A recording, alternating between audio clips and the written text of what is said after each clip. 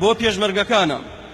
نەسیحەت و ئامۆژگاریمان بۆ ئەو کەسانی کەوا لە سەنگەرەکانان موژدەتان نەدەینێ، دڵتان خۆش بێ بەو ئیشەی ئێوە.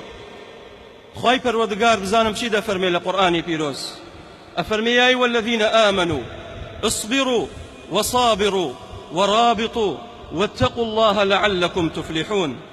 ئەفەرمێ هەیە کەسانی کەوا باوەڕتان هێناوە لەسەر ناڕەحەتی لەسەر ناخۆشیەکانی دنیا خۆڕاگر بن و لەگەڵ خۆڕاگریش پێشەنگ بن، پێشەوا بن، ئارامتان هەبێ، واتە ببنە قودوە، ببنە پێشەنگێ بۆ باقی پێشمەرگەکانی تر، بۆ باقی ئاسایش و بۆ باقی شوڕتەکان، بۆ ئەوەی ئێوە خۆڕاگر بن لە سەنگەرەکانە بەرامبەر بە دوژمن.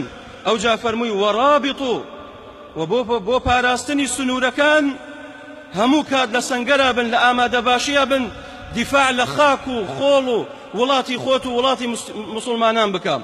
ئەوجا خوای تەعالی فەرمووی واتقوا الله، ئەو کەسانی کەوا لە سەنگەران لە جیهادان بەرامبەر بە دوژمن ڕاوەستاون، هەر ئەوە نییە کە تۆ شمشێرەکەت هەڵبگریت و چەکەکەت بۆ گرگریت و بەرامبەر بە دوژمن ڕابوەستیت. واتقوا الله، بۆیە نەسیحەت و ئامۆژگاریمان بۆ پێشمەرگە بۆ ئاسایش ئەوەیە کە تەقوای خۆیان هەبێت، نوێژەکانیان بکەن لە کاتی خۆیاندا. ئەگەر کاتێک بە ڕۆژوو نەبوونە نەیانتوانێت لە مانگی ڕەمەزان بە ڕۆژوو بن، ئەوە با قەزایکەنەوە لە دوای مانگی ڕەمەزاندا. ئەگەر کەم و کوڕیەک هەیە لە عیبادەتەکانتان، اتقوا الله، تەقوای خواتان هەبێت، خوای تەعالی ئەوجا سەرفراستانەکا و سەرکەوتووە بن. ئەوجا خوای تەعالی فەرمووی تەقوای خواتان هەبێ لعلكم تفلحون، ئەوجا ئێوە سەرفرازن، ئەوجا ئێوە سەرکەوتون، ئەوجا ئێوە خوای تەعالی لێتان ڕازیە بێت. کەواتە خۆڕاگر بن، لە ئامادەباشیە بن، دیفاع لە خاک و خۆڵ و وڵاتی مسلمانان بکەن، و لەگەڵ ئەوەشدا موحد و خواپەرست بن، تەقوای خواتان هەبێت. ئەو بە دڵنیاییەوە خوای تەعالی مەصیری ئێوە و مەئالی ئێوە بەرەو بەهەشتە. پێغەمبەری خوا فەرمی عليه الصلاة والسلام رباط يوم في سبيل الله خير من الدنيا وما فيها. ئەفەرمی ئەو کەسانی کەوا خۆیان ئامادە کردووە لە سەنگەردان بۆ پاراستنی وڵاتی مسلمانان و خاکی مسلمانان، ئەوە کارەکەیان لە هەموو دنیا خێرترە. و پێغەمبەری خوا فەرمی عليه الصلاة والسلام رباط يوم خير من صيام شهر وقيامه.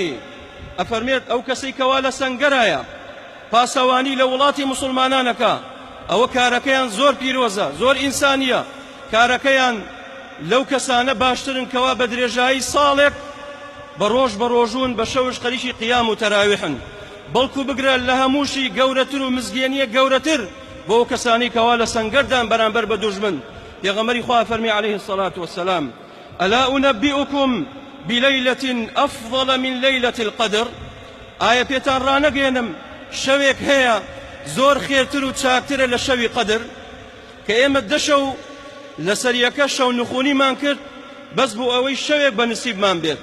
پێغەمبەری خوا فەرمی عليه الصلاة والسلام فەرمووی شەوێک هەیە لە شەوی قەدر خێرتر و چاکترە. با بزانین ئەو شەوە بۆ کێیە، قسمەتی کێیە بێت.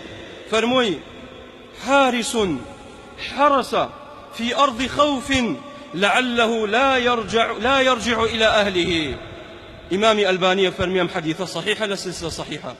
أفرميت كسيكا لسنورايا لسنگرايا پاسواني ولاتي مسلمانانكا لزويكا ترسي تايا ترس روحي لنا ومشتيتي برانبر بدوجمن راوستاوا سنجي برانبر في شك داناوا أو كسا كاتك شو ناخوت پاسواني كاتو بوشي ويا پێغەمبەری خوا فەرمی عليه الصلاة والسلام شوي أو لشوي أو كسانە خێرترەکەوە دائنشن لليلة القدر دا كليلة القدر خير من 1000 شهر.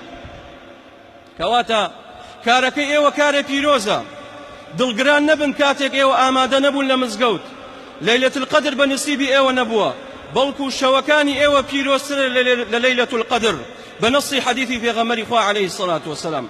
كواتا خۆڕاگر بن، خوای تەعالی پشت و پشتیوانتان بێ، خوای تەعالی دەست بە باڵاتان بێ، خوای تەعالی سەرکەوتوتان کە، خوای تەعالی موفقتان کە، خوای تەعالی کوژراوەکانمانش بە شەهید قبوڵ کە، ئەوانەشی کەوا بریندارن خوای تەعالی شیفایان بۆ بنێرێت. داواکەم لە خوای تەعالی بەناوە جوانەکانی و بە صیفاتە بەرزەکانی. خوای تەعالا ڕۆژوی مانگی ڕەمەزانی لێمان وەرگرد بێت. خوای تەعالا لە هەڵە و کەم و کوڕێکانمانی لێ خۆش بوو بێت. خوای تەعالا لە گوناهەکانمان خۆش بێت. یا رەبی خوای هیدایەتمان دەیت و هیدایەتی گەنجەکانمان بدەیت و هیدایەتی سەر لە شێواوەکانمان بدەیت و ئافرەتەکانمان وا لێ بکەیت زیاتر باڵا پۆش بن. یا رەبی خوای وڵاتمان سەلامەت کەیت و باقی وڵاتی مسلمانان لە کۆتاییدا براکانم جژنی هەموو لایەکتان پیرۆز بێت. گردنی منش ئازاکەن، گردنی هەموو لایەکتان ئازا بێ. خوای تەعالا هەموو لایەک موفق کات. وصلى الله وسلم على نبينا محمد وبارك الله فيكم.